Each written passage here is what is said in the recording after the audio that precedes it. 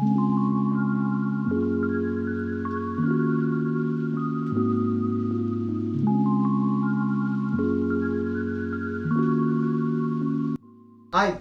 අදත් ඔයගොල්ලෝ සාදරයෙන් පිළිගන්නවා මගේ travel with chef YouTube channel එකට.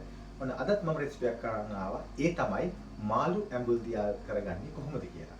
ඉතින් ඔයගොල්ලෝ දන්නව ඇත්තට මේක හදාගන්න විදිය. නමුත් මම අද කියලා දෙන්නේ කොහොමද මේ කාර්යබහුල ජීවිතේට ඉක්මනින්ම මේක හදාගන්නේ කියලා.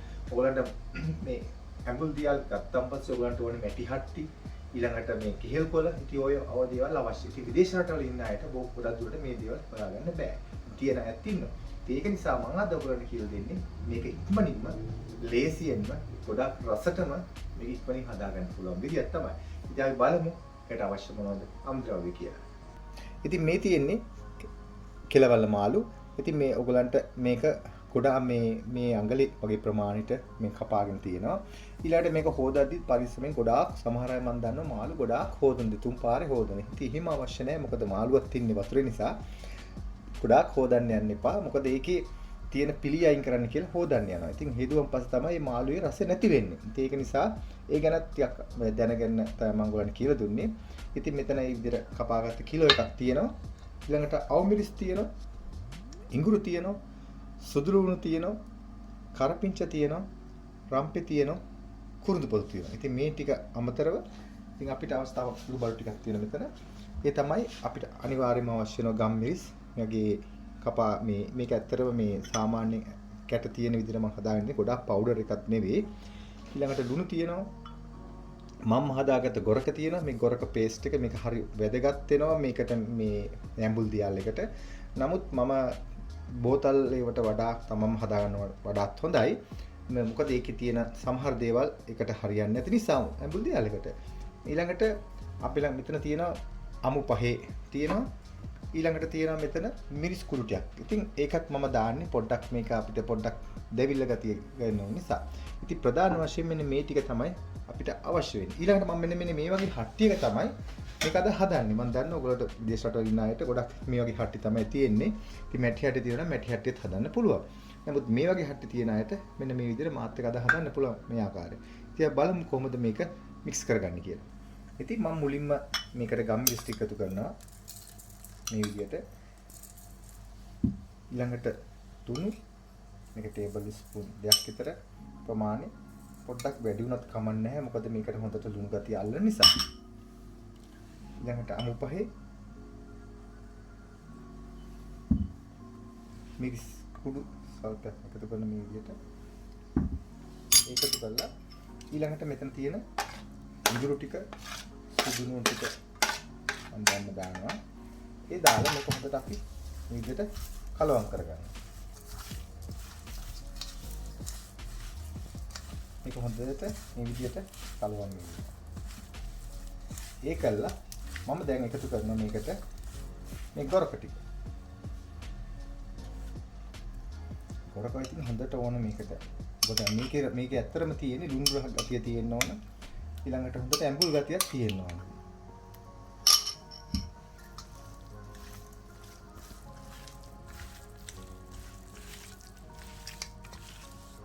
වල පේන ඇති මේක පාට වෙනවා.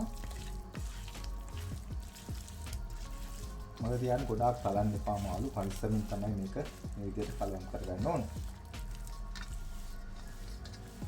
ඉතින් මේ කවලම් මේ තියෙන්නේ ඊට පස්සේ මම කුරුඳු පොතු ටිකක් මේ විදිහට එකතු කරනවා. රම්පේ කරපිංචත් මේ විදිහට එකතු කරගෙන කවලම් කරනවා. ඊළඟට දැන් මම උයන හට්ටියට මේක මම දානවා.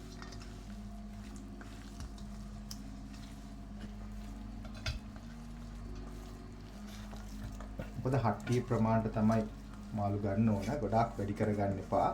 මොකද ඇඹුල් දියාල් කියන එක සාමාන්‍ය කරියක් හදනවා වගේ නෙවෙයි ටිකක් වෙනස් ඒක. මොකද ඒක එකක් උඩ එකක් තියෙනත් හරියන්නේ නැහැ.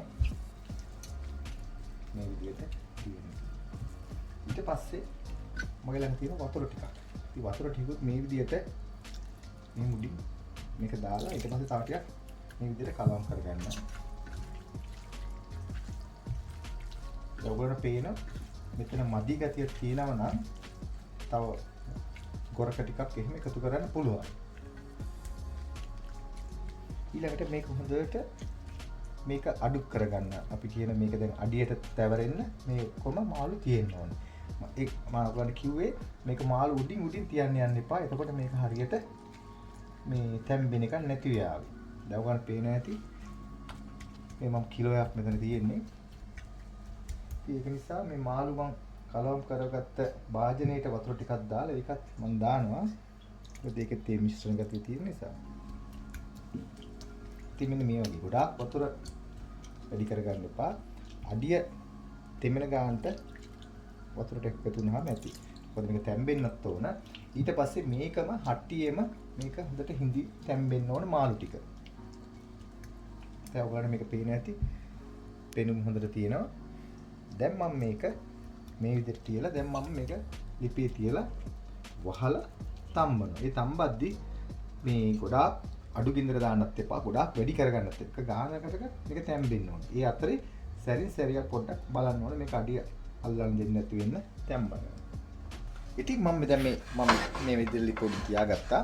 තියලා ඊට පස්සේ මම මේ වගේ මේ ලිඩ් එක හොඳට වහ ගන්නවා. වහලා මේක තැම්බෙන්න ආරින්න. ඉතින් මේක තමයි ඉක්මනින්ම හදාගන්න පුළුවන් ක්‍රමය. ඉතින් නැත්තම් ඔයගොල්ලෝ මේකට කෙහෙල් පොළ දාලා අඩියට ඊට පස්සේ උඩින් කෙහෙල් පොළ දාලා ඉතින් මේ ටික කරන්න ගියොත් ඔයගොල්ලන්ට මේක හදන්න එපා වෙනවා. ඉතින් මේ වගේ මේ කාර්යබහුල ජීවිතයකට තියෙන නිසා තමයි මම ඉක්මනින්ම මේක මේ ඇඹුල් දියල් එක හදාගන්න ඔය කියලා දුන්නේ. ඉතින් අපි දැන් මම විනාඩි 5ක් වෙලා මේ වහලා මම පොඩ්ඩක් ඇරලා බලන්න කොහොමද තත්ති කියලා. ඉතින් මේකේ හොඳට තැම්බෙනවා. එතකොට මතක තියාගන්න දැන් මේකෙදි අපිට දැන් මේක පොඩ්ඩක් එහෙට මෙහෙට කවලම් කරගන්න ඕන. එතකොට මේකට අපි පාවිච්චි කරන්නේ හැඳි මීට විතරයි. මේ විදිහට. නැත්තම් මේ තලෙන් කරන්න යන්න එපා. ඒවත් මේකේ සම්පූර්ණ මේ කැඩලියා එමාලු. අපේ නැති නේද ඔයගොල්ලන්ට හරි සුවඳයි. මේ ඉතින් මේ වගේ පොඩ්ඩක් එහෙට මෙහෙට කරොත් නැත්තම් අඩියල්ලයි කියලා බයට ඉන්දර ගොඩාක් තද නෑ. එක සමාන මීඩියම් හීට් එකේ තමයි මම මේකේ ගෙනියන්නේ. ඉතින් සමහරලාට වතුරත් මේ මාළුවෙත් වතුර උනනවා. ඒක නිසා මේක මේ විදිහට හොඳට සීල් වෙලා මේක තැම්බෙන්න දෙන්න. ඉතින් මම තවත් විනාඩි 5ක් විතර මේ විදිහට තියෙනවා. ඉතින් දැන් විනාඩි 10කටත් එහා ගියා. ඉතින් මම ඔයගොල්ලන්ට බලන්න දැන් තත්ති කියලා මේක දැන් ඔයගොල්ලන්ට පේන ඇති මේක දැන් හිඳීගෙන එන්නේ. එතකොට මේක ගොඩාක් වතුර තනිකරම හිඳනකම්ම දෙන කරන්න එපා. එතකොට අඩිය මේ කර වෙන්න බලනවා. ඒක නිසා ඔයගොල්ලන්ට මෙන්න මේ විදියට ඔයගොල්ලන්ට පේන මේ සද්දෙත් තියෙනවා. මේ දැන් අඩිය අල්ලන්න ඔන්න මෙන්න තියෙනවා. ඉතින් මේ ගාන තියෙද්දි අපිට මේක නතර කරන්න වෙනවා. හේතුව මේක මම දැන් ලිප නිවුනම් පස්සේ තව විනාඩි 10ක් විතර වගේ මේ තියෙන රස්නෙට මේක හිඳෙන්න ගන්නවා. එතකොට තමයි මේක හොඳට අඩිය අල්ලන්නේ නැතුව හරි විදියටම මේ ඇඹුල් දියල් එක වෙන්නේ. නමුත් මේකෙදි තනිකර මේ ඉස්ම ගතිය නැති කරන්න මේ වේලන්න යන්න එපා. එහෙම වුණොත් අඩියත් අල්ලන්න පුළුවන්. ඒ ගැනත් කියලා මම මේ විදියට මම මේක මේ ලිපන් නුවනවා. ලිප මේ විදියට නුවන් පස්සේ ඔයාලට පේන ඇති මේ හොඳ සුවඳ මේ හොඳට මේ ආවටම හරි සුවඳයි. ඉතින් රසත් හොඳටම තියෙනවා. මෙන්න මේ ගාන තමයි හදාගන්නේ. මම ඔයගලන්ට දැන් මේ විදියට මම කියලා දුන්න. දැන් මම ඔයගලන්ට මේක ප්ලේට් එකකටම දාලා මම පස්සේ පෙන්නන්නම්. නමුත් ඔයගලන්ට පේන ඇති හොඳට මේක මාළු කැඩෙන්නෙත් නැහැ, මුකුත් උනේ නැහැ. මේක දැන් ටික මේක වේලෙන්න පටන් ගන්නවා. ඉතින් වේලෙනන් පස්සේ මම මේක ප්ලේට් එකකට දාලා පෙන්නන්න කොහොමද ඒක හොඳට ආවේ කියලා. බලන්න කොච්චර හොඳට හයියට මාළුව තියෙනවා. ඉතින් මේක මම අර කිව්වා වගේ ඔයගලන්ට මම කිව්වා මේක අර තෙතමනේ යාන්තම් තියෙත් තමයි මේක නතර කරන්න ඕනේ. එතකොට මෙන්න මේ වගේ හයියට තියෙනවා. මේකේ විශේෂයෙන් මෙන්න මේ ඇඹුල් දියල් එකේ රස තියෙන්නේ ඊළඟ දවසට තමයි. ඉතින් ඔයගොල්ලොත් මේ විදියට බලන්න මේ හදන්න හරි ඉක්මනින්ම හැදුවා. පැය භාගයක්වත් ගියේ නැහැ. ලේසියෙන්ම හදාගන්න පුළුවන්. ඉතින් මතක තියාගන්න මේ ගත්ත මාළු තමයි මේ කෙලවල්ල මාළු එක. ඉතින් විදේශ රටවල ඉන්නවා නම් ඔයගොල්ලෝ මතක තියාගන්න ඔයගොල්ලෝ මාළු මාකට් එකට ගියන් පස්සේ ගිල්ලන්න ටූන කියලා. ඒ ටූන එක තමයි මේ කෙලවල්ල කියලා කියන්නේ. ඉතින් ඔන්න ඔයගොල්ලෝ බලාගත්ත කොහොමද මේ ඇඹුල් දියල් එක හරි ඉක්මනින්ම හදාගන්නේ කියලා. මේ හට්ටි වල මේ කියන්නේ මැටි හට්ටි නැතුව, කෙහෙල් කොළ නැතුව හරි ලේසියෙන් හදාගත්තා. ඇත්තටම මේක තියෙන්නේ මේ දාන ඉන්ග්‍රීඩියන්ට්ස් වල. ඒකල තමයි රස තියෙන්නේ. ඉතින් ඒක නිසා තමයි අපි ඒක මේ විදියට මේ ආදෝකටම කියලා දුන්නේ ලේසියෙන් හදාගන්න කියලා. ඉතින් මම හිතනවා අද වැඩසටහනේ ඔයගොල්ලෝ යමක් අධිගෙන ගන්න ඇති කියලා ඉක්මනින් මේක හදලා අපිට කමෙන්ට් කරන්න. කළා මේ ඕලොත් මේක ලස්සන හදලා මේ කන්න මේවා සාමාන්‍යයෙන් අපේ සම්ප්‍රදායික මේ ආහාර තමයි. ඒක නිසා ඔයගොල්ලෝ හදලා බලන්න. ඒ වගේම මම අද ඔයගලන්ට ස්තුති කරන්න කැමති මගේ travel with chef YouTube channel එකට මේ දින මේ කාලයේ සීමාව තුළ ගොඩාක් අය මට subscribe කරලා තිබුණා. ඉතින් එයාට ගොඩාක් ස්තුතිවන්ත වෙනවා. අපි මේ වැඩසටහන දියුණු කරගන්න ඔයගොල්ලෝගේ දියුණු ඒ උදව් උපකාර වලට. ඉතින් නැවතත් මෙවැනි අලුත් වීඩියෝ එකක් හම්බෙන්නතුරු ගිහින් එන්න ඔබට සුබ දවසක්. ආයිබෝවන්.